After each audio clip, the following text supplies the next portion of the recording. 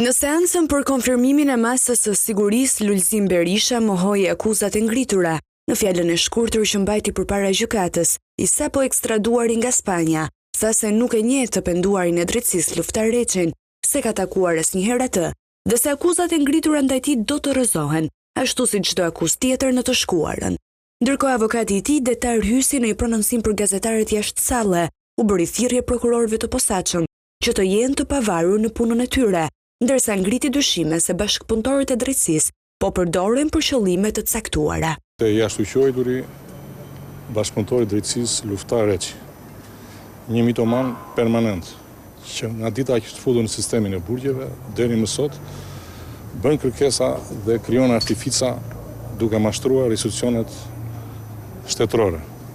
Përfitoi nga rasti t'i bëj thirrje ndërgjegjes profesionale të prokurorëve të posaçëm që përdorimi i bashkëpunëtorëve të drejtësisë për interesa të caktuara apo për statistika mediatike cënon rënd sigurinë kombëtare, sigurinë e jetës dhe sigurinë e pronës. Gjykata e posaçme vendosi masën e sigurisë arrest me burg për Lulzim Berishën, pavarësisht pretendimeve të mbrojtjes.